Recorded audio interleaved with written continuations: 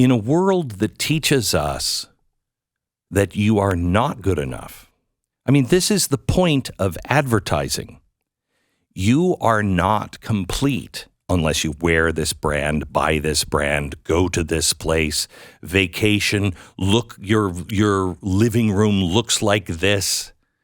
Even your smile is a certain way on Facebook. Everything is telling you you're not enough.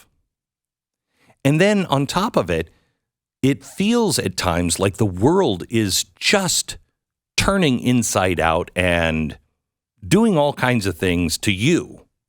You're like, really, God? Do I need this too? Really? Seriously? Thank you. Thank you.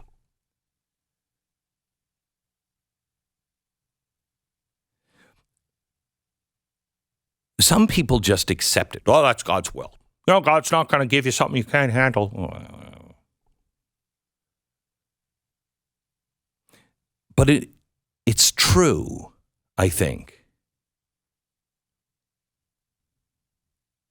You know, I'm not God, obviously, and I don't know His will. I certainly don't know it for you because I barely know it for me, honestly. Other than we're supposed to be happy and productive. We're supposed to do good things. It's amazing to me how many things our body does that reinforce good things. You exercise, you feel better. It creates endorphins that all of a sudden your mood goes up. You go serve people, it does the same thing. It rewards you for doing the good things. It's an amazing system. I don't know how anybody can say that there is no God. But we're not here to have passive acceptance. Yeah, well, I'm never going to make it, and, well, that's God's will. No. No, I mean, we have to accept the things that we can't change, but we also have to look at the things we can change.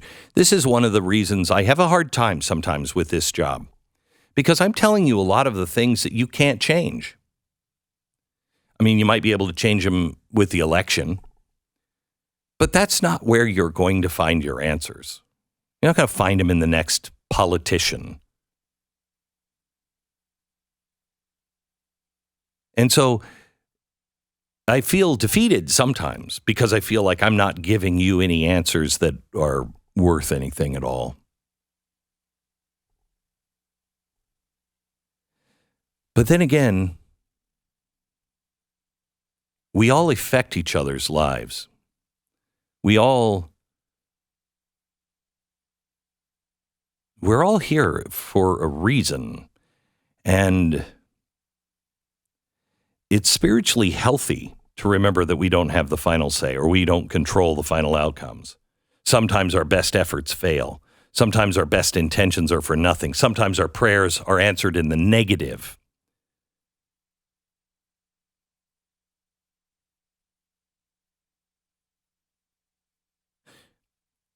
But it's also important to spin things around and maybe think that things aren't being done to you, but perhaps if we just look at life and saying, this is happening for me, it will require sacrifice and suffering and faith and everything else. But maybe if we choose to see it in a different light, we'll be better. If we're hungry, maybe we feed the poor. We care for the orphan. We protect the widow. We love the stranger. If we're in such a bad, dark place, wouldn't it make it easier for us to see others in that place and relate to them unlike anyone else can relate?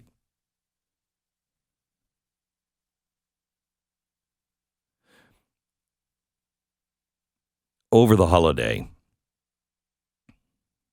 I thought of faith being an active thing to do the job that we feel God has given us. And if it's good and it lifts people, if it builds and not destroys, it makes things better. It's probably God's will, especially if you don't want to do it. It's definitely. But it doesn't have to be active outside. It needs to be active in us.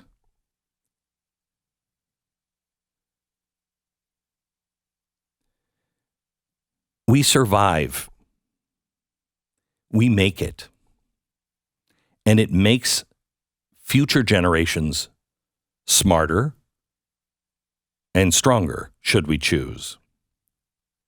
My addiction, my abuse to alcohol and everything else, all the bad things, it turns out I can break the pattern of generational addiction, abuse. I can break that pattern. But more importantly, perhaps in some ways that happened for me. At least that's the way I interpret it. So I can relate. I can help. Whatever is happening in your life is happening for you, at least in part. In a world where babies get sick and die, a drunk driver will leave you in a lifelong coma. Hamas can do what it did on October 7th. God's not to blame for anything and everything. There is human evil. God built a world where we all have free choice for good or for evil. And all of our actions have consequences, and we focus on the evil. But he made us able to choose what to make of all of this. Maybe all of the things that are happening, I mean, I don't know if anybody else has felt this way, but it's all broken. The principles aren't broken. What we've done to the principles. We just started building houses on the beach. We're like, yeah, I understand. Yeah, no, I understand, the concept of a strong foundation, but I'm going to build it here on the beach. That was our choice. And now we're just reaping the consequences of those choices. But perhaps as we all share this pain and this path, we can be somebody else's opportunity. If we choose our tragedy, our lives can happen for us and others as well, and no longer just to us.